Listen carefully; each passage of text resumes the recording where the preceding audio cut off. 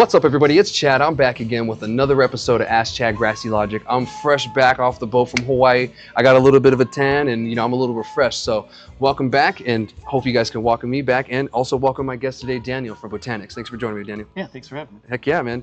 And thanks for joining me after me coming back from vacation. I'm all over the place, and I dig the shirt, by the way. Yeah, B-I-G. Thank you.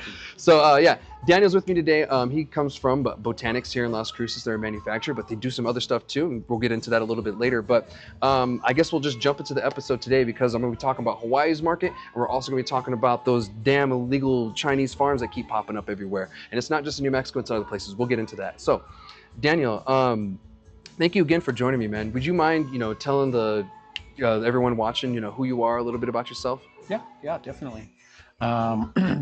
Well, I am essentially an entrepreneur. I've always been an entrepreneur. My first entrepreneur venture was actually in the underground rave scene. Okay. Essentially, I originally went to just be part of the crowd and so forth, and I felt like there was more than participating on that side, so I found my way backstage. Yeah. In finding my way backstage, I ended up networking and being able to produce my own events. Yeah. Which started, my entrepreneurialism. Essentially, I did that for 25 years straight. My last 25-year event was about 2 years ago. Yeah. And I did that in Denver, Colorado, for a very long time. I also did support for some of the other major companies like Global Dance and AEG and so forth, as far as for promotional support and so forth. So I've always had that, that mindset that's like you can create something, you can do it, and so forth. My basic careers, in order for me to do that, I did work a day job and so forth, and that was a systems developer and a networking engineer. Oh, look at you. Yeah. And that actually took me out of, so my work would fly me out of the state from Monday through Friday, and I would come back on Friday if I did my job well. If I didn't do my job well, then I'd have to stay until the job was done. And if it overran too much, I'd just fly to the next job instead of coming back home and so forth. Gotcha. But yeah, prior to the cannabis industry, my career was systems and networks development. Nice. So you come from the IT world, essentially. Yes. In the computer world, for those who aren't inclined, the technologically inclined. Yeah, it's great to see people come from that side because, you're used to just seeing, sometimes just like the stoner crowd, just like, that in the cannabis industry. So it's great to see people from the technology side too, because I come from the technology side too. I'm an IT guy by trade. I'm only got my associates in it, so I'm only a little guy compared to what you've done. But I totally understand it, and it's great to use that and imply it in the cannabis world, because even in the grows you can use a lot of IT sense and stuff like that. Even in my home grow, mine's a little more advanced than some of the other guys I know. I'm like, yeah, if I can leave my grow for about 4 days, like, what do you mean? I was like, I have an automatic watering system, that I have on my phone that I can check and blah blah blah, this and that. I have the temperatures on there, I have some sensors and this and that. Like, how'd you do that? I'm like, you look up the technology. If not, you got to do it yourself. But that's the beauty of it. It's possible. Yes. And so you can implement that in a way other people can't. And you see things the way other people can't. And that goes for any kind of career when you come outside of cannabis. Like a medical person, they're going to see it in a different view than you and I would too. And that's great. We need that. We need all these different angles, and we need that IT angle because technology is only going to be implemented more in this industry as we go on. And we're seeing that day by day. You have all these crazy fancy controllers. You have these lights that you can control them to the point where you have a cloudy day in the grow, or you have a little bit of overcast, or, you start the lights really low to, really kind of make it feel like it's, morning rise, the sun's rising. It's becoming that advanced, and you can get it down to where you water your plants a certain time of day when you're doing crop steering. The technology is there. So people like you and myself, we're going to be front lines with it, setting up the lines, running the lines, setting up the networks, setting all the programmings, training the teams on the programs and how to run them. It's great to just see that. So it's cool that, you have as much experience like that. And it shows more. We'll get to that in the business because, I went through you guys' stuff and, everything that you provide. And I'm like, that's pretty wide range. And so I was wondering where some of this came from. And now I'm getting my answers. So it's not just you a part of the business, though. It's your wife, Yes. Yes. Okay. And you'd care to share information a little bit about her? And Yes. yeah. My wife, Amanda, she is a graduated biologist with an emphasis in microbiology. Okay.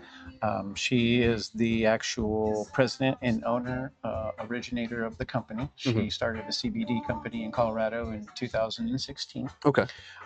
After we've gotten together and so forth, I had, looked at what she was doing out there, and we broke it down on paper, and it seemed like a viable thing to invest in. So Yeah. I decided that I would like to be a part of it, and that I wanted to invest in it. And we originally came to New Mexico to actually sell CBD. Yeah. So did you guys come during the big hemp craze? Is that when you guys initially showed up? So we showed up 2021. Okay, so that's right when we legalized it. Yeah. Right Yeah. when Yeah. we legalized it, and actually, accidentally, and I'm not sure how, because we watch like Netflix and streaming and so forth, so we don't watch regular television. Yeah. Uh, the TV went to on the air channel. Yeah. And that was what came up. And I just walked by it. As I was walking by it, I was like, wait, it's about to be legal here? Yeah. Well, let's look into that and see if that's viable, because we can do CBD and THC simultaneously. Yeah.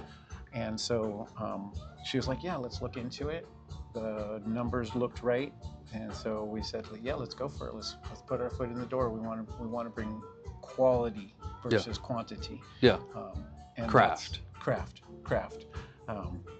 That's one reason why it's been so easy to work with Amanda and work with this company to create something, because our motto is to create the quality and then to worry about how the finances are going to work, later and so forth. So bottom line isn't our infrastructure. Yeah. Essentially, it's getting people proper medicine. Yeah. And I think that structure, it hinders as far as for like going out there and just flooding with getting into stores and financials and so forth. But as far as for the stability of it and the product that's going to stay on the shelf for longevity, that's where we're at.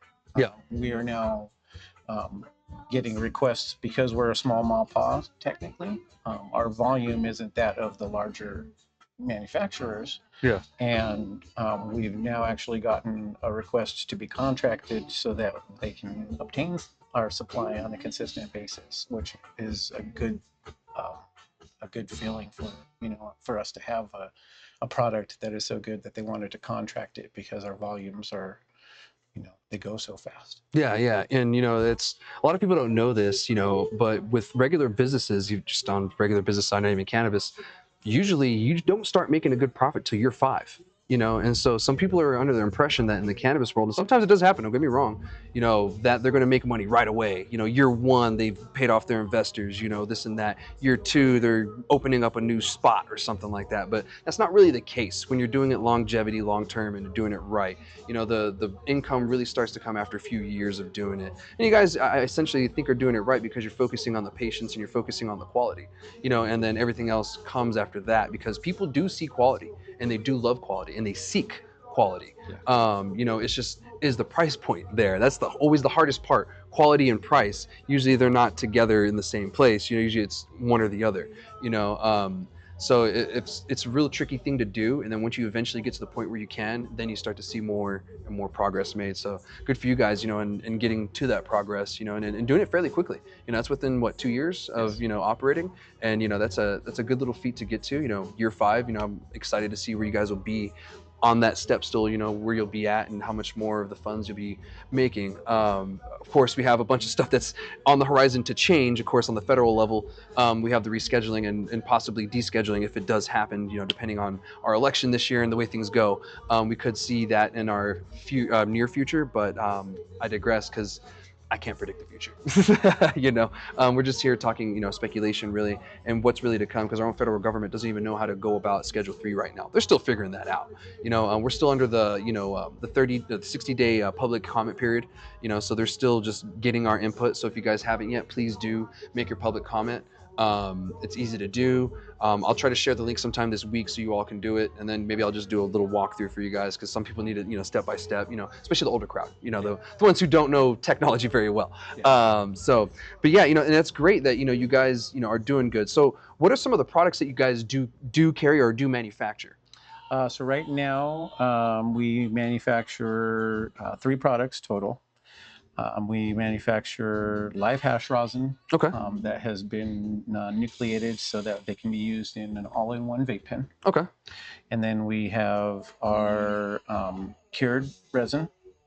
And our third one is, it's called RSO originally, but we call it FSO, Yeah. which is full spectrum oil. Yeah. Just to kind of vary away from Rick Simpson's original formulation, which used non-food grade products in order for him to do the extraction. We just didn't want to have that confusion there. Yeah, and for a while on the medical market here, it was going by FECO, FECO. And I forget what the full acronym was for.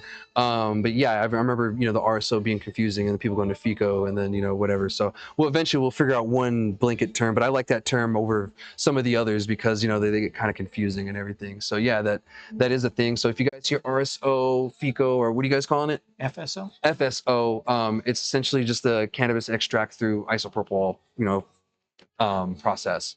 A lot of people claim it cures cancer, to other things. It's a very potent part of the plant that you can use. So if you do plan to use it, it's using a syringe. It's usually dark and colored. If you do take it, you only need like a grain amount, and then you're good. Because if you take too much, of course you'll get sick. You have to build your tolerance up for something like that. But most people that I know that take those, they're people who are in extreme pain or like cancer patients or something. So it's usually not like the normal consumer that is really using the that product. But it's great that you guys have it, because I have people ask me all the time, where can I find FECO? Where can I find RSO? Either or. And so it's great to know that. So with that being said, where are your products found? Right now, our #1 chain store, which is throughout the state, is Rocky Mountain Cannabis. Okay. So they essentially partnered so that they can make sure that they are constantly in supply with our products and so forth.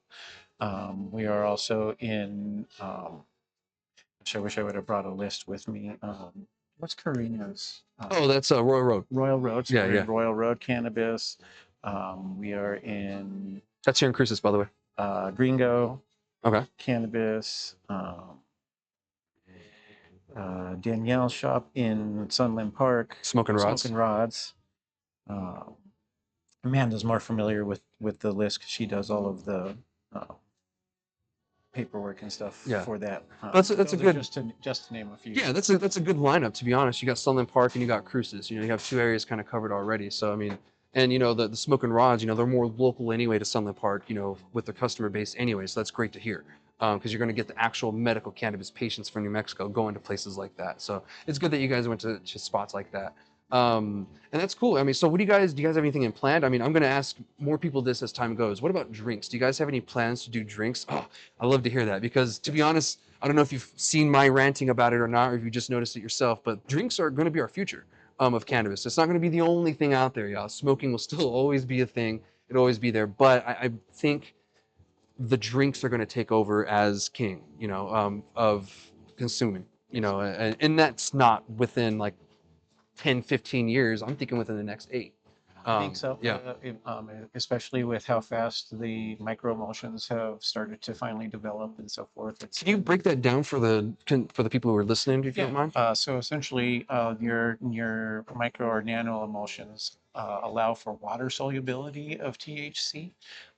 Normally, THC's affinity binds to fat cells, and then the fat cells reach our receptors and so forth. Yeah. But with the water solubility, not only does it not need to go through our fat cell system, it absorbs more because we are water-based creatures essentially. Yeah. So it absorbs more and it absorbs faster into our system. Therefore, no more delayed reactions when you're doing an edible type of product and so Hmm. forth.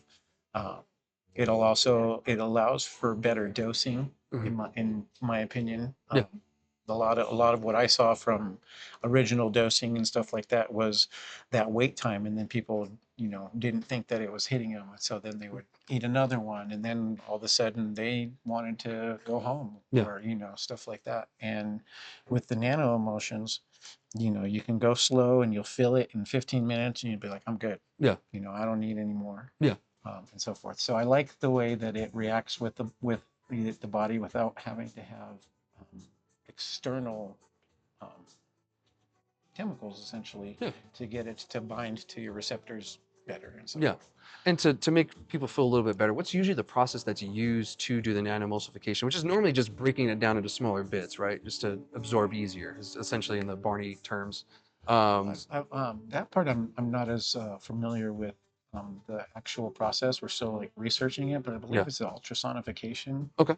um, process. Yeah. But I'd have to research the the process of manufacturing it. Right. I'm still learning it myself too. Yeah, So right yeah. now I'm just learning the chemistry behind it to see its viability in our products that we want to move to. Essentially, we wanted to produce a beverage, one type of beverage, a couple that I really can't like speak about because the ingestion method isn't being used at all, Okay. and so forth. So we're experimenting with a couple of different types of ingestion methods, and um, and then the gummies. Yeah. So beverage gummies, and then a couple of ingestion methods that currently aren't available on the New Mexican market. Yeah, yeah. And what I'm hoping for to see possibly is like powdered, nano emulsification stuff you could put into a drink that you could take to a concert or something and just put in a water or put in a Yeah, like a juice or little packet. yeah, just a little packet, like a little sugar packet essentially. Hmm. You just pour that in there, mix it up, and you have your cannabis infused thing and it's nano emulsified and it's ready to Yep. go. And within 10 minutes you're having a good time. Yeah, So go buy your beverage at the place and pop your little yeah, get a Gatorade. package in Yeah, there. yeah, throw your little packet of Gatorade. Even a better idea. Yeah. Stay hydrated. Stay hydrated and get high. Yeah. What's a better way, right? Fix Yep. that cotton mouth at the same time. So if some of you are out there and you can do it, by all means, that'd be great to see on the market. I Yeah. think that would be, I don't think it's a step around of the drinks thing because doing drinks in New Mexico right now with cannabis is actually quite difficult. There's a lot of regulations that go for it, go with it. You can't have glass containers because you have to have amounts in there, et cetera, if it's clear. So if you have a package and you give it to the customer and they do it themselves, that might be a little bit easier to get into the market now versus trying to get into the drinks. So if you don't have the machinery, the funds to do it, that might be the way to go. So I hope to see that in the in the market here soon sometime. That'd be really cool. But yeah, I'm cool. It's cool that you guys are working on drinks too, and I'm seeing this more and more pop up because it's going to be the easier route. And I'm sure you're seeing that too. And it's less offensive to people because in the 90s we made smoking the fucking devil. And like it still is. Don't get me wrong. You shouldn't be smoking anything. All my doctors tell me that. So the way that we're going to curb that is drinks. Yeah. And no Karen can Karen out on us if we're having a drink. Yeah. She's most likely doing the same thing. Yeah, and one of the reasons why Botanix was here. Of course, to everybody and to each their own. Flower has been here for thousands of years and Yeah. so forth. But we're trying to get away from the carcinogens that take years off of your life, Yeah. and allow for you to still have the the closest to flower feeling of high without the byproducts and the unhealthy portions that can come with it. Yeah. So for the viewers who are new to cannabis, smoking is the fastest way to get medicated.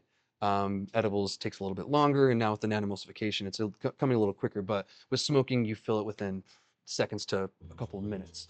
So keep that in mind. If you are trying to venture into edibles, don't go for the 100 milligrams right away. Go for maybe a 2 milligram. I know they have joy bombs on the market here in New Mexico. I believe those are 2.5 milligrams each, and that might be great for someone just starting out, or if someone just really wants to just sit there and hang out. And that's one thing I think I like about the drinks too, is they can be anywhere from a half a milligram to 100 milligrams if you wanted. Of course, the flavor changes the more you go higher up, but you can sit there and have a 6 pack with your buddies, 2 milligrams each, no big deal.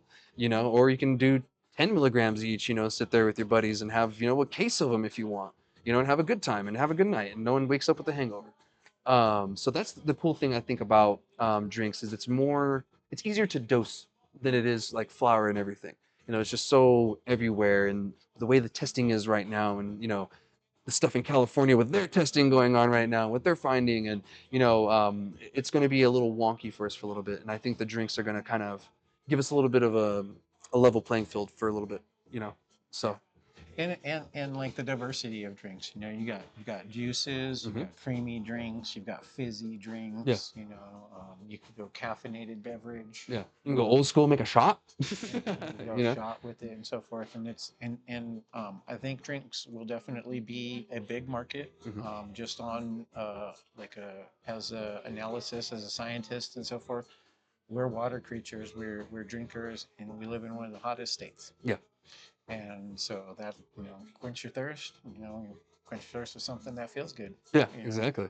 And yeah, drinks will be huge Yeah. in the New Mexico market within the next year. I think so.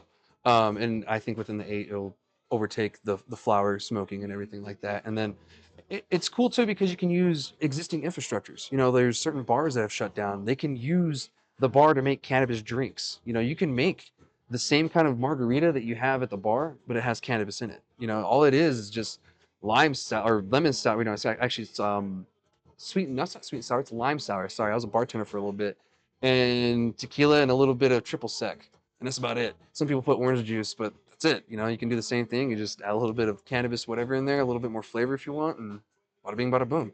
And if you guys do want to venture, I suggest at home, if you do want to add your alcohol to it, by all means, but I don't suggest mixing cannabis and alcohol. It's usually a recipe for a terrible night on the toilet, or over the toilet. I definitely had that venture when I was young. Yeah, me too. So I'm telling you guys from experience.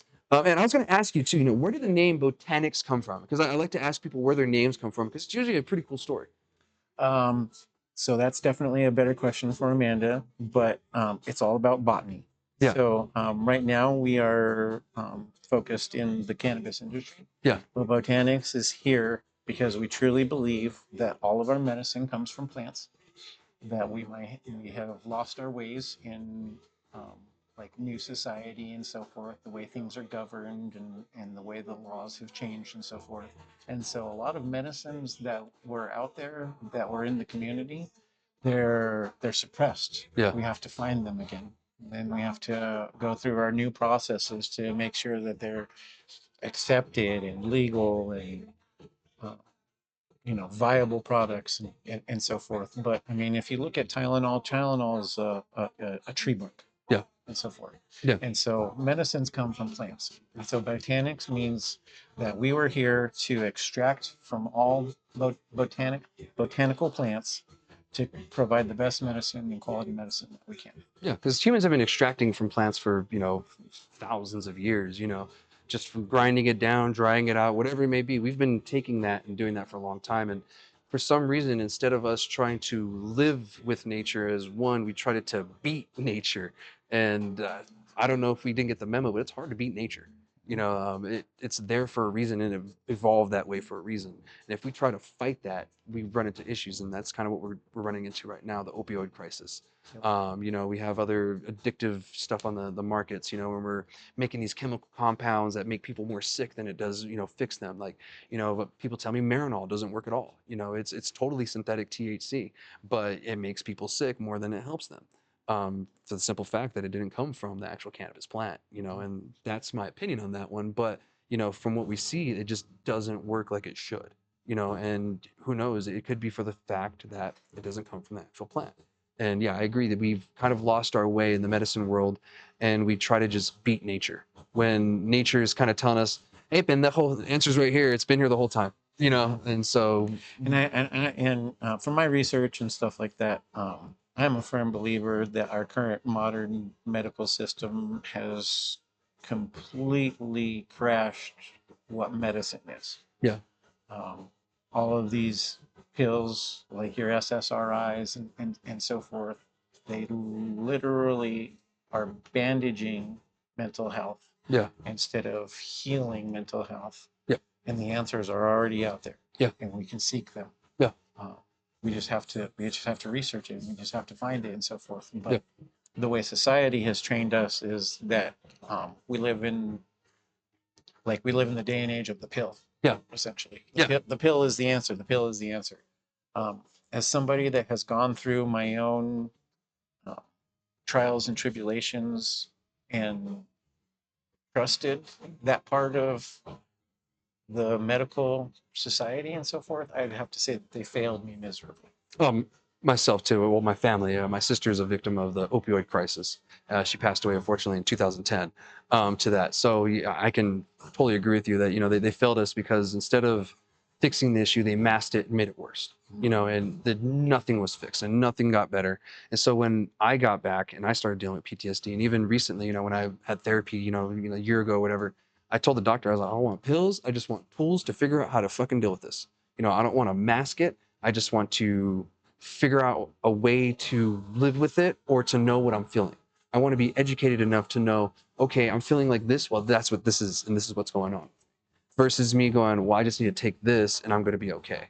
And like a pill wise, or, I'm just going to get sedated to the point where I'm like in my bed asleep. A zombie. Yeah. Like cannabis doesn't make me a zombie, and so, that's the benefit of it, and I'm not bedridden or anything and gaining a bunch of weight and killing my liver because of the amount of opioids I'm taking or whatever. So that was one thing that some people really have to stick to their guns because they will try to push that on you.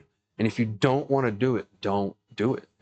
Don't sit there and think that you're going to get better because they just told you you're going to get better. It's just masking, and yeah, studies this and that, but we see all the time flawed studies, like, and how money can really affect certain studies. And that's why I always promote to you guys, even if it's a pro cannabis study, to look at the study, who funded it, read the actual research and what it says, how they went about the study and everything. Because sometimes you read it and you're like, well, that sounds dumb. It was like, I was double blind, or, like, well, that sounds inconsistent. Well, it needs to be studied more and it needs to be scrutinized. And that's why we have studies. It takes more than one study to say something is fact, and it takes a long time.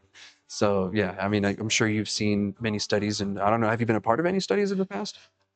No, I haven't personally been a part of any studies, but we do a lot of research. We watch a lot of Yeah. documentaries. We just watched one about how the major tobacco companies since like the late 1940s, early 1950s started buying all of the food companies Hmm. and so forth, and then they started utilizing their tobacco sales tactics on food. Yeah. Which is funny. But in that documentary, the lawyer of a major food brand, which we won't name, said that he will not eat that in particular piece of food because once he starts eating it, he can't put the bag down, but he can smoke one cigarette a day and he can put it down. Interesting. And so the lawyer was essentially there to defend was that they weren't making food addictive, but clearly, if the lawyer of the company can't eat that object because he'll eat the whole bag, they're making him addictive and so Yeah. forth.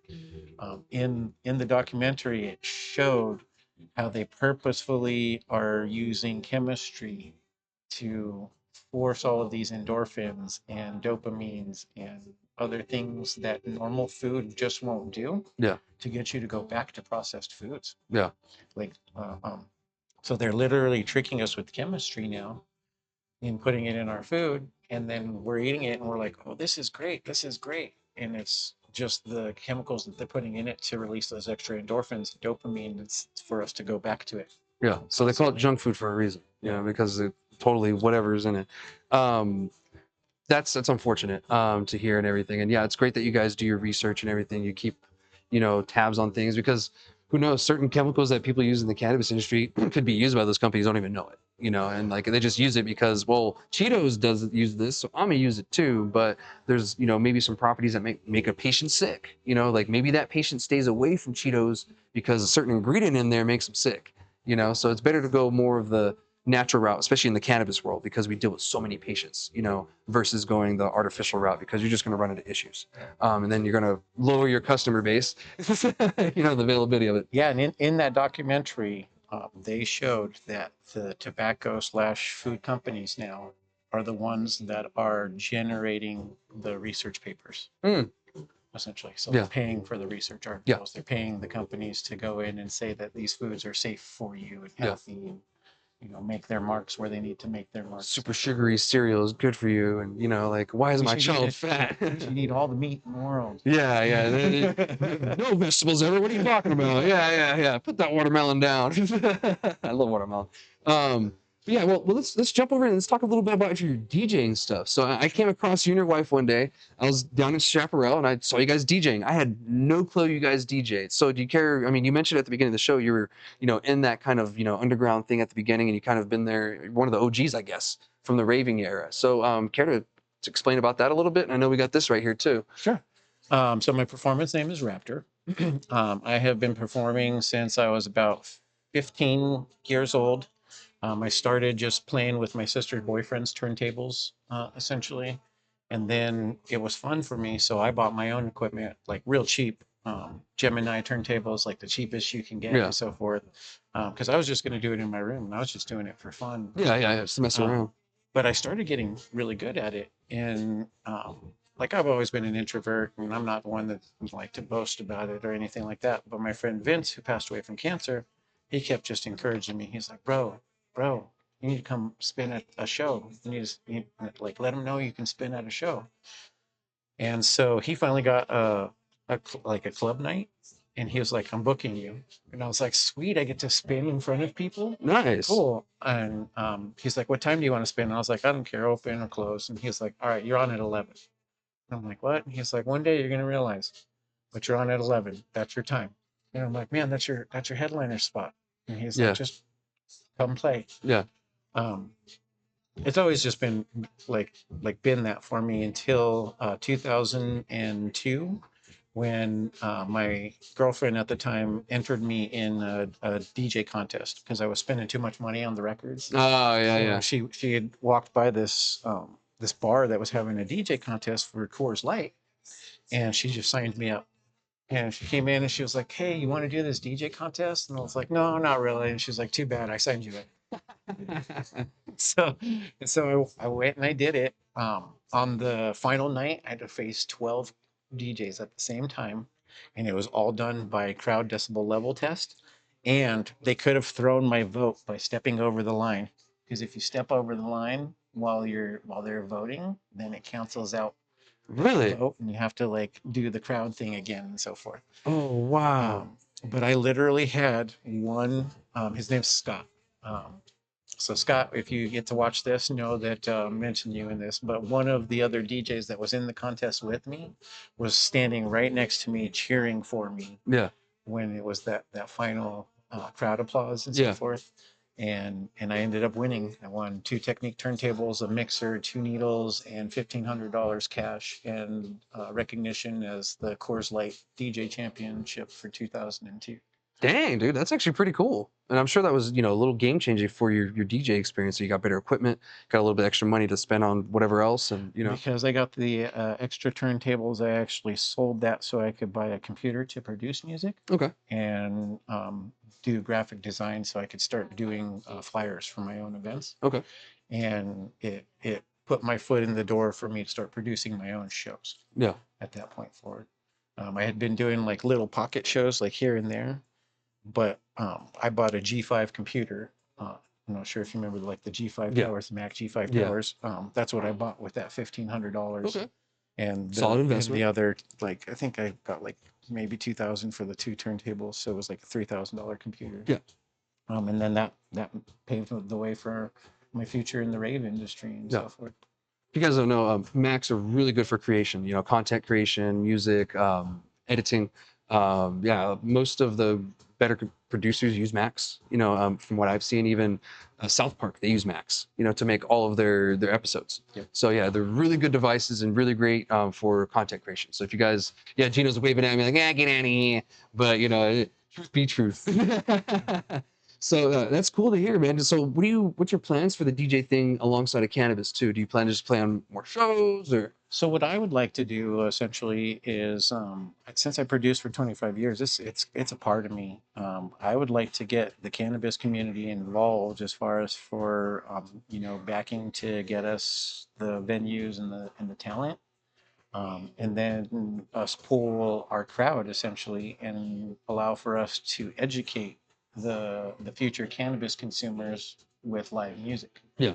Um, 18 plus to come to the events. What I would like to see is also the state have a mobile or outdoor cannabis consumption license so Yeah. that we could do special events permits. Yeah. And that I can do an event and then have an outdoor tent that's, properly ventilated and so forth, just like a beer pavilion or Yeah. something like that. And my thing is, if you have an event, let's say like at the fairgrounds here in Cruces, you're so far away from everything. Why not allow it just outside without ventilation and skip all that BS? Because like you allow smoking, outside at like, these events. Why not allow it at these too? So that's something that I'm going to be pushing for through the legislature, this next coming year, is allowing for more consumption stuff and open consumption and allowing it at events and concerts, because it's a little ridiculous that, it's that strict and that they just want to keep us in the basement. Like it's not fair. We want to be social too, and it's not fair that we have to sit there and not be social, because right now we're sitting at Monster House's consumption lounge, and it's one of the only ones in town that we have, and so not many people know about it because it's only one spot. And some people are under the assumption still that we don't have a consumption lounge, or that you can't even go out to a consumption lounge. Some people just don't know that they exist or they're a thing. And it's just unfortunate because they've drilled that into us, like, no, you stay home, you stay home, you stay home. But all the while, the people that are drinking alcohol can go wherever the hell they want, and drink wherever the hell they want. They drink downtown Las Cruces, in the middle of downtown Plaza all the time when they have their events. Like if cannabis is there and we're smoking, they would be complaining all the way. And this is why pushing for the drinks, because we'll be doing the same thing that those people are doing down there, and no one can complain. Yep, they won't even notice it's happening. Exactly, and it'll just be seamless. You can have different colored cups if you want. Green for cannabis, red for alcohol if you want. It'll be really easy to distinguish them. Put a mark on someone's hand, a band, whatever. That way, they can tell you're using cannabis or you're using alcohol, because you really shouldn't be mixing them. And that's the biggest worry that our legislature has, I think that is that would be mixing them. wise, too. Yeah. Yeah, And if yeah, you- I if think you so were to too. have like a beer pavilions and your cannabis consumption area, definitely, let them choose, but you can't have both. Are you going to be Yeah. consuming cannabis or alcohol tonight? Yeah, Here's because your we've bag. proven time and time again we can't be responsible alcohol drinkers. Just humans just can't control themselves once it gets to a certain point with alcohol. And then if you add cannabis in on that, then it's a bad night for you, because you're gonna green out really quickly, or you're just gonna black out and do something really stupid because you're drunk, and then you're gonna blame it on cannabis, like cannabis made me do it, but I wasn't like that before, whatever, and blame it on cannabis, and all of a sudden cannabis is the issue. So yeah, we don't need cannabis and alcohol mixing together, because we don't need them both being the fault of something. It's one or the other. So that way, another reason is so we can keep the data separate. So we can continue to say cannabis is not the issue. Cannabis is not the issue. Alcohol is the issue. Now, should they be served in the same place? I kind of feel yeah, but you got to choose. You use. And to be honest, a lot of cannabis users that I know now only use cannabis and they don't drink alcohol. I don't drink alcohol anymore. And most of my friends that I know, they just would rather use cannabis too. So, I mean, I don't see that being a bad trade-off in my sense for most cannabis users. Fine, you got the young kids out there that really like to party. They're probably going to argue with that, but make a choice. Pre-game before you show up, I guess. Like everyone else does. You're like a real college kid in pregame. So I digress with that, but thank you for sharing with me about the rave stuff, and I guess for the younger kids, is it the EDM scene or something like that? I've never really been into the techno scene in my whole life. I just need words. So now it's EDM or electronic dance music festivals, which is actually one of the ways that I met Amanda. So she is also a music producer, a live music performer, and event producer. Wow. We had been in the same scene for a long time. Like she'd gone to shows that I set up the entire stage for, like Skylab and stuff like that. But we'd never bumped into each other. And then we ran into each other one time, and she booked me for one of her shows.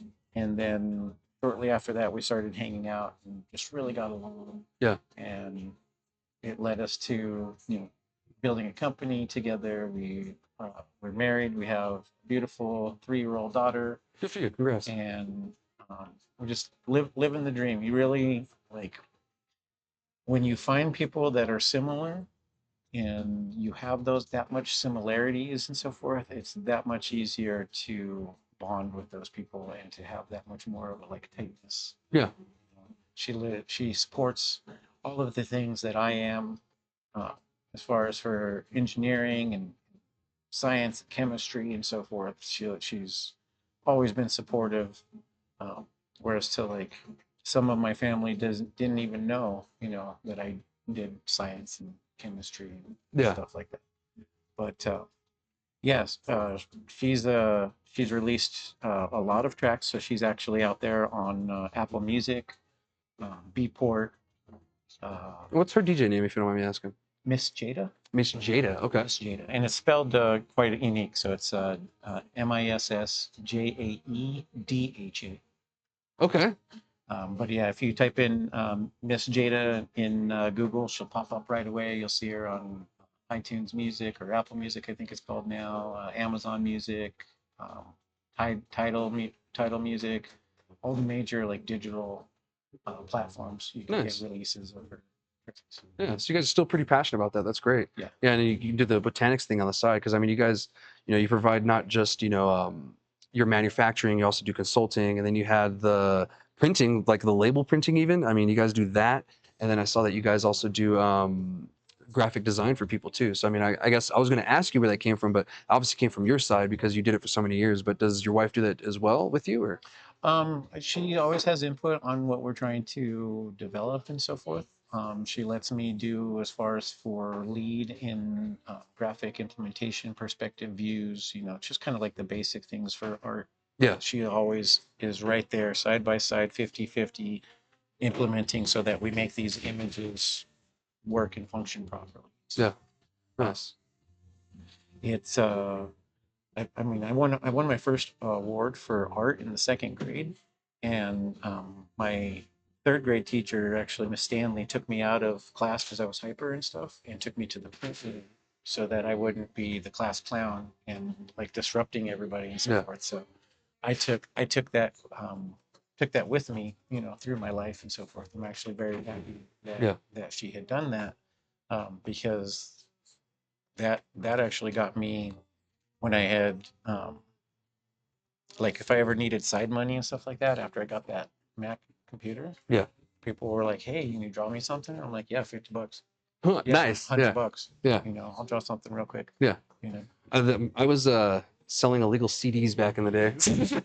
That was my hustle. Yeah, I was a CD hustler, dude. So I get it. But yeah, but thank you so much for sharing all that, man. Where can people find you guys online and in real life, so they can follow you and follow your DJ stuff and all that good stuff? We have, so I would go to just Google Miss Jada, and that's MISSJAEDHA. Mine doesn't come up as much because I'm Raptor. So if you just searched Raptor, find images and all sorts of stuff. But if you type in like Raptor Denver, Colorado, that'll come up. My Facebook page is facebook.com/Raptor Audio. And then my production Facebook page is facebook.com/Scales Music Production. Cool.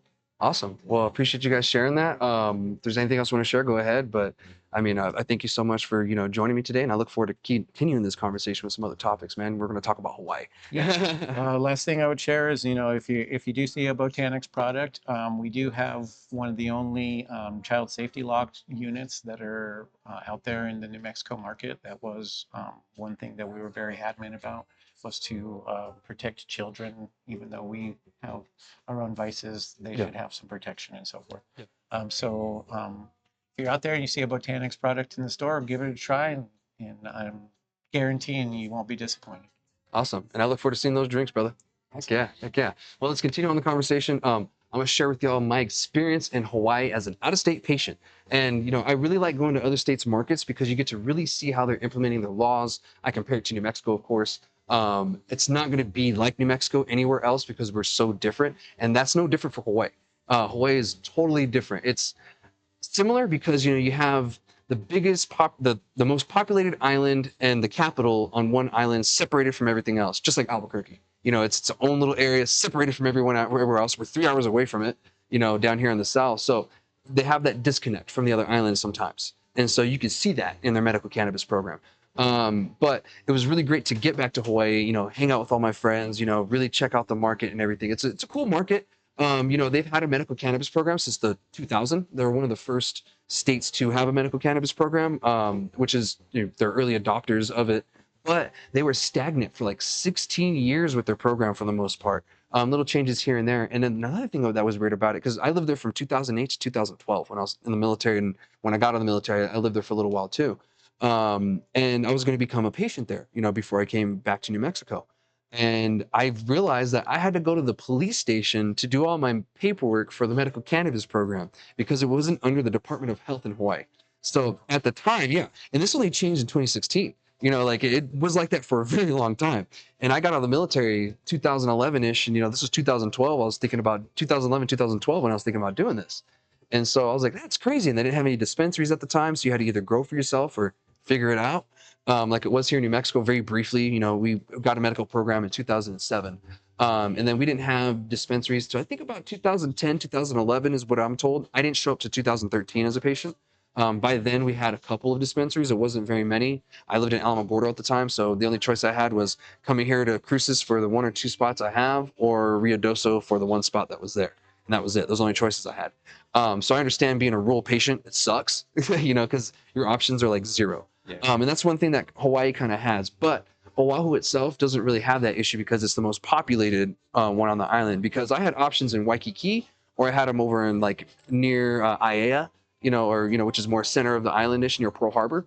Or I had you know, in other options too. But they also had those hemp-derived dispensaries. Is what I call them. They have like the Delta 8, you know, the Delta 9 hemp-derived. They have those shops all over the place. And so you type in dispensary and those pop up. You're like, oh man. So to find them, I had to go actually to the Hawaii the Hawaii DOH site to make sure I was going to an actual medical cannabis dispensary. Oh. And that's what you can do in New Mexico as well. To ensure you're going to a real dispensary, you can go to the, you know, CCD website. I've shared this link many times, and you can look and see if that dispensary is legit. Normally in New Mexico they are, but there's this very slim case that it's not, but it's good to check. In a market like Hawaii that's still kind of figuring it out and everything, especially with the hemp drive stuff there too, it's a great idea to check them out, because in New Mexico we don't really run into that here because we have legal cannabis, legal adult use cannabis. So there's no point in us having a lucrative hemp business here either, because you have the real thing. You know, you have like the cannabis. Don't get me wrong, hemp has its place. We have a, you know, a market here in an industry, but it's nothing close to what our regular cannabis, you know, industry is. I mean, it's $1 billion industry, you know, within under 2 years, and that's impressive. And you know, looking at Hawaii and knowing that it's a tourist destination in the world, one of the top ones in the world, they're going to make fist over fist once they go adult use. You know, they're going to kill us in sales. They only have 1.4 million people in that state. You know, there's about 1 million people on Oahu. So I mean, there's not many people there. It's just, you know, they're all crammed in one area. But being a patient there, you know, it's fairly simple. The only thing I didn't like about being a reciprocity patient in Hawaii is I couldn't just use my New Mexico card and show them and, you know, whatever, and they put it in the system like you do here in New Mexico. I had to go to the Hawaii Department of Health site, sign up for an account, fill out a form. Good thing I'm good at, you know, kicking bureaucracy's ass, making it my bitch, because you know, I went through it fairly easy. You fill out your form, you put your medical cannabis information from your state in there, and then they approve it or disapprove it, and then you pay $50. Yeah, you have to pay $50 for that card, and then you either print it out or you put it on your phone. But they say clear as day that you have to have this on you at all times if you have cannabis or medical cannabis, or you will get arrested. Not having cell service is not an excuse. So I was like, oh, I'm printing this bad boy. Yeah, I'm a screenshot, print this bad boy out and laminate it, put it in my wallet. I did both. I had it on my phone and I had it in my wallet. So I was like, nope, redundancies all day. You ain't fucking with me. And luckily in Hawaii, the cops aren't too crazy when it comes to cannabis. You know, the cannabis is literally a part of Hawaii culture, you know, by now. And so, and especially like when I lived there, you walk down Waikiki, you smell it all the time. You know, you walk down pretty much anywhere in Hawaii, you smell it. And, you know, it's not like heavy, but, you know, it's there. It's all over the place, and no one really gives a shit. You know, they're like, it's Hawaii. You know, like, yeah, of course they're smoking weed on the beach. You know, you're not supposed to, Luckily but for us, people like DJ Short took some of the cultivars from Hawaii before they were all destroyed by our government and so forth. Yeah, and that's great too, because there's so many great cultivars that came from Hawaii that, we lost. And, even now I'm finding out from my friends that live there, they get from the black market. They're telling me that it's flooded with California stuff now. I'm like, really? Like, yeah, there's really not much on island shit. I'm like, damn, that's unfortunate, like, because I used to love the on island stuff. It was always great. Well, have you ever Um, had Kona? I haven't. Kona bud? No, yeah, I haven't had Kona. Like when I got out of the military, I was majority of the time I was in Hawaii. I was in the military, so I wasn't able to consume. It was like maybe a 5-month, 6-month period where I was able to consume while in Hawaii. So I was just getting whatever I could on the market from friends and stuff. But man, I would have loved to try that back in the day because I love Hawaii cannabis. It was really good. Well, let me know. I have some seeds that I created called Kona Candy Sunset. Okay. And they're regular, so they're male and females. I prefer those. You run into less, whatever. But I digress. That's an opinion there. But yeah, I'll take some seeds. I love some genetics all the time. Sweet. But we'll get back to the cannabis thing for Hawaii. But yeah, Hawaii's actually been trying to fight for adult use. This past legislative session, they tried to pass it, didn't work. And I've been keeping tabs on this all the time. I actually updated you guys a few times on this because I hold Hawaii near and dear to my heart, just like I do New Mexico. And unfortunately it didn't pass. I'm kind of glad because that bill wasn't as good as it could be. It could be better. And while I was there, I was actually able to connect with a bunch of people in the industry there, and it was great. There's only 3 producers on island, and so I got to go check out every single dispensary, or every producer. Yeah, so there's only 3. I went to Noah Botanicals first. Great staff, super nice, pretty knowledgeable. It's just I got the cannabis there from there, and I didn't really enjoy it. It was cool though that they reached out to me. I did a review thing on my stories and stuff. Some of you guys saw it. And No Botanicals actually reached out to me, and I really appreciate that. That was cool. You don't see that all the time. And they said, hey, we're sorry you didn't like it. Thank you so much for the constructive criticism, because I wasn't an asshole about it. And we really appreciate that. We'll try to get better, et cetera, et cetera. But they offered me to go check out their Honolulu store because I went to like the IAEA store. I think I was in IAEA. But I went. They said, "Yeah, come check out our Honolulu store. We'll work around. I'll hook you up, or whatever." And I was like, "Okay, cool." But I didn't get a chance to go back, and that's unfortunate. Next time I get to go back, I apologize, No Botanicals. Thank you so much for that invite. But next time I'm in Hawaii, I'll make sure to go check you guys out down in Honolulu. Give you guys another shot. It could have just been an off cultivar. It just wasn't something I really liked. Didn't really taste good. Didn't really smell good. But that happens. Maybe it was just something I didn't like. Maybe it's something they had that I would have liked, because I went to the other 2 dispensaries and I found something I liked. The next one I went to was Cure Oahu. Shout out to Alan over there. Man, he helped me out so much. Passionate dude. He knows what's up when it comes to the advocacy stuff, what needs to happen. He wanted to keep me there, for their help and everything, but I was like, I gotta go back. I'm sorry. But, one day I will go back to Hawaii and I'll help them. But I gotta make sure New Mexico is good. I made a promise to New Mexico, and I'm gonna uphold that promise. I wanna make sure everyone is good here. You all are learning how to fight. And I told you guys this many times, I'm not always gonna be here. There's going to be a time where I got to move on and do something else, or who knows, but one day I'm not going to be here, but I'm going to make sure before I go, you guys are fighting for yourselves and you guys are good, because I love the state, and I love Hawaii just as much, but I made a promise here first. And I want to continue my help in Hawaii when I can, when the time comes. I want to give back to that island because it gave so much to me. Oh God, it gave so much to me. And it still does. So I'm tearing up thinking about it. But yeah, Cure Oahu, great place. Alan helped me out so much. He understands what needs to happen on the legislative front. They need advocacy. Advocacy is really lacking in Hawaii. And that's one thing I noticed. That's one thing I wanted to kind of get into while I was there. Maybe get a hold of a couple advocacy groups. Like, well, what are you guys doing? What are you doing to kind of get the public engaged or whatever, and I'll help him out remotely if I can. But he was talking to me about it. We spent probably a good 30, 40 minutes. And like, he was patient. No one was trying to rush me out. He was, detailed, knew his shit. Like, his favorite, terpene is beta carotene, not mine. Not my favorite. I don't know about yours. But I'm not a big fan of it. But he was telling me about it, and I'm learning more about beta carotene, and the benefits and stuff. There are a lot of benefits for it, even though I don't like the flavor. There are some benefits that can come from it. And thank you so much for educating me on that, Alan. It was great. It's not my favorite terpene, so I don't always look into it. So I appreciate that. And I appreciate the kindness. Hawaii, they live on the live aloha thing. So, like, even me being from out of state, they treated me just like someone that was from there, and I really appreciated that. I was an out of state patient, but I was in Hawaii. So, I was a patient. But that's just how people in Hawaii are. They're very welcoming. They're very loving. They're very, aloha. Of course, if you give them the right respect. What is that? Ohana? Ohana means family. Yeah. So yeah, part of the Hawaii cannabis Ohana is essentially what it is, and that's what it felt like. So that's not something you see everywhere in all the states. In New Mexico, you kind of get that sometimes. We have that que pasa kind of attitude, but it's not always the case like that. But it's similar. So it was great to feel that like you're just Ohana. There was nothing wrong with me being there, just being a patient, and being respectful always helps too. Like you don't want to serve an asshole, but I had a couple good questions, and he answered them all, and we had a really great conversation and everything, and we connected. So Alan, if you're watching this, man, thank you so much. It was a great experience. I did get some flower from there that I did end up liking. I didn't like it how it smelled at first when I opened it. Once you break it up, it did get a little bit better once I smoked it. I did enjoy that one. That one was pretty good, so I can see Hawaii getting better. And then the last place I went to was called Green Aloha in Waikiki, Wikes. And I went there. The lady who helped me, her name is Zaria or Zara. If I talked your name, I'm sorry. She did fantastic. She went out of her way, over and beyond. She made a terpene list, page by page, each terpene, what its effects are, what it smells like, what products they have that have it. Everything you can think of about that terpene, she had it.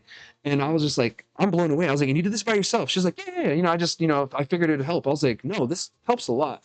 And someone like that, I can see leading the charge for some advocacy in Hawaii, like her and Alan, both of them, just being two that can lead the charge on it and really start something. And that would be the two people I would probably lean on if I was in Hawaii starting advocacy, because that was great to see. Now it's up to the people, what they really want to do and what their priorities are, of course, but I could see that in them. And that was great to see because they have the fight, that fight is there in them, and then the education is there because our legislators nationwide have to be educated on cannabis. I'm sure you know this too. Like speaking with any legislator, you're just like, oh wow, you don't know anything about cannabis. I think the entire government, especially with the way that they classified as a Schedule 3, which is in the same as I believe anabolic steroids, Yeah, which is a very lowly prescribed prescription. yeah, So they literally are putting it into a class that is lightly prescribed. yeah. So Yeah. I think they have very little education on what Like I said, cannabis is. they obviously don't know how to go about this Schedule 1 to Schedule 3 thing yet either. And I keep telling people that. They keep saying, oh, this is what's going to happen. I'm like, federal government don't even know what's going to happen. Like they're figuring this out still. Like in my opinion, it's still wrong classification, essentially. I agree. It's better. But you're talking about a medical industry where you're like more than likely it's gonna convert to prescriptions. Yeah. And so forth. And doctors were trained to not give those prescriptions. So now the whole industry has to change. The education has to change. They have to be now taught that it is okay to give these out as prescriptions and so forth. And it's going to take quite a while for it to really balance out to be productive, I guess, or functional. Functional, I guess, would be the word. Yeah, and that's going to reflect in Hawaii too. We'll see it nationwide. Here in New Mexico, we'll see it. We'll see what happens, how it goes. Fingers crossed. Yeah, all we can do is cross our fingers on that one, because with them having little of their own knowledge and the suppression that they put on it for so long, they're already starting off on the wrong foot as a Schedule 3. And so I feel that the rules around a Schedule 3 are going to be very confusing and convoluted. Yeah, I agree. It's a little confusing, and it doesn't need to be that way, essentially. So, but yeah, I wanted to mention though, Oahu isn't the only island that has dispensaries. I went and looked at the DOH site on Hawaii, and looks like Maui County, Hawaii County, and Hawaii County, which is the big island, all have dispensaries too. And I just didn't go to those islands, so I didn't get to check those out. But down in the Waikiki over Aloha Green, it was really cool to be down there, and the product that I got was actually pretty good. I did enjoy the Gary Poppins from over there that I got from there, and the bud tender was right. Zaria was right. I was gonna enjoy that one, and usually I do like Gary Poppins, but it just depends who grows it, and they actually did a decent job. As a whole, the bud tenders and all the workers, they do a fantastic job. I have no complaints across the board with that. Even the first place I went to, No Botanicals, the gentleman that helped me was fantastic, awesome guy. The product, however, does need help, especially on the extract side. I did notice that all the extracts weren't up to par to where the rest of the nation is at with theirs, even here in New Mexico. That is something that I will say that Hawaii needs to work on, are their extracts. And maybe you can help them too. I don't know. But once they get that going, they're going to do better, and they're going to be getting better, and they're getting better all the time. And I look forward to seeing them progress because I have faith in them, and I know Hawaii can produce some stellar cannabis because they have been known for stellar cannabis for a long time. Some of the most iconic cultivars come from, Hawaii, Wowie.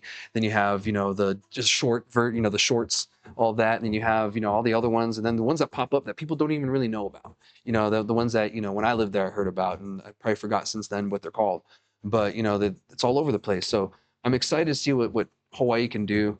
Like I said, I will be back one day, Hawaii and New Mexico. I'm here for the long run. Don't worry. I'm gonna make sure everyone's good to go, and we're fighting for each other. But it's gonna be to the point where when I do leave, I can Google cannabis New Mexico, and I'm gonna see the same faces or similar faces fighting for cannabis still.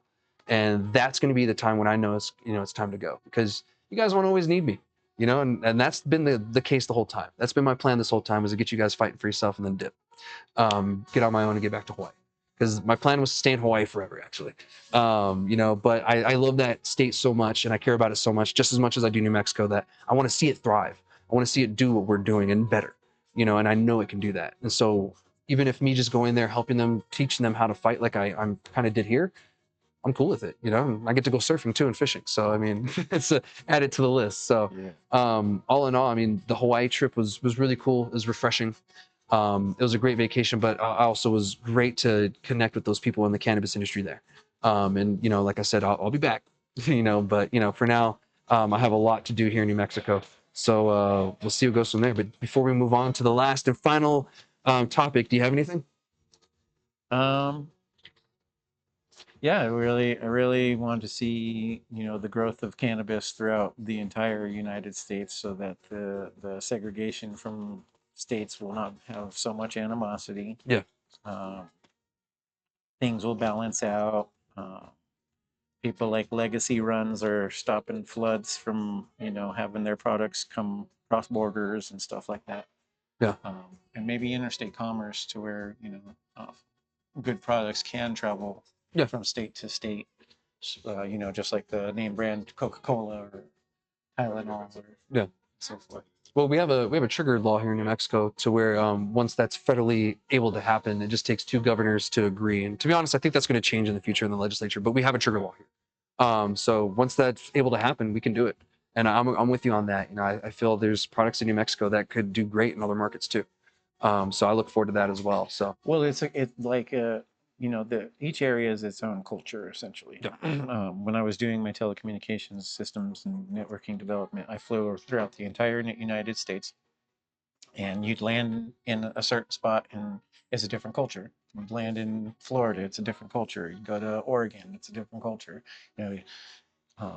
Each kind of zone and region has its own gift that it can give to people, like Wisconsin, for instance. Who wouldn't want some amazingly smoked cannabis cheddar? And you know what? Every state has to cater to their own. Like Hawaii isn't going to be able to legalize cannabis the way New Mexico did. And I tell this to people all the time: New Mexico isn't Colorado. We're not Washington. We're not Oregon. We're not fucking New York. We're New Mexico. We're totally different than anyone else. And Wisconsin, they got to do it differently. You have smoked cheese that's infused there. Sounds amazing. But a couple more regulations have to go into effect for that to happen in Wisconsin, is what I'm saying too. So that's the thing I kind of get at, is I want to see every state have their niche, the little thing that they're known about for cannabis. Wisconsin, the cheese, cool. New Mexico, maybe we get some fire green chili something going on with it. Maybe some green chili salsa. Tahini, some tahini. There you go. Now you're thinking. So the sky's the limit. I keep telling people this: with legalization comes innovation. You don't want to hinder it by stumping the legalization. Allow legalization to happen. All the innovation will happen that you can think of, and we're seeing it now. And that's why I'm so happy we legalized it the way we did. I'm excited to see where it goes for that, with the states, their niche. Maybe Washington will have smoked salmon. That'd be kind of cool to see come from them. So there's some pretty fire smoked salmon over there. Awesome. So but we'll move on to our last and final topic. And again, thank you for being my guest today. And before we move on to the last topic, I want to thank our sponsors today, Turquoise Bloom and Cinder, as well as Monster House. There are 3 sponsors today. Thank you so much. Cinder, you can find them here in Las Cruces. Turquoise Bloom, you can find them here in Cruces as well. And I am sitting at Monster House right now at their consumption lounge. So thank you so much again for allowing us to film in here and for the sponsorship and everything. I appreciate it, guys. Keeps the show going. So anyway, we're going to move on. Make sure to go check out those spots. I mean, especially here in town, if you want to go to Consumption Lounge, one of the only spots you can go to, really be social with cannabis. So And this place is fire. yeah, it's cool. I call this the Edgar Allan Poe corner. And I love this area. That's why we film right here. But the last topic, illegal Chinese farms are kind of, I wouldn't say starting to pop up everywhere. They are almost everywhere. And I can guarantee you in almost every legal state that there's an illegal Chinese farm. It's just we haven't discovered it yet. Unfortunately, here in New Mexico, we're no different. We have had some found here. Bliss Farms up north, unfortunately, is on a reservation. It's not unfortunate it's on a reservation. It's unfortunate that they found an illegal Chinese grow on that reservation because they found workers that are from China that were in terrible work conditions, terrible living conditions. They were essentially there against their own will once they got there. They took their identifications, they took their keys, any means to leave, they took that. And they kept them there, terrible work environments, et cetera, et cetera. And this is pretty much the blueprint that every illegal Chinese farm is doing. Not just here in New Mexico. It's happening in Oklahoma. Actually, I have the list right here. Oklahoma, Oregon, California, and Maine, as well as here in New Mexico. Now, what that tells you, it's from East Coast to West Coast. So in between it, I'm sure it's happening too. It's just not being discovered as much because Oklahoma, the center of the freaking nation almost, it's happening a lot. And they're shutting down 14 dispensaries a day right now in, excuse me, not dispensaries, illegal grows in Oklahoma right now.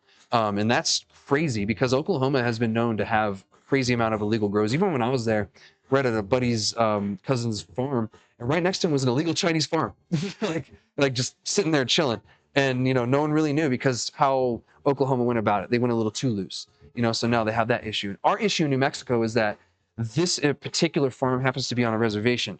Now the CCD did revoke their licensing and everything, and put them through the whole thing. There was like 17 violations they had when I looked at the documentation, but they're still operating because they're on the reservation, and the state can't really do much on the reservation. That's a federally controlled and it's sovereign nation.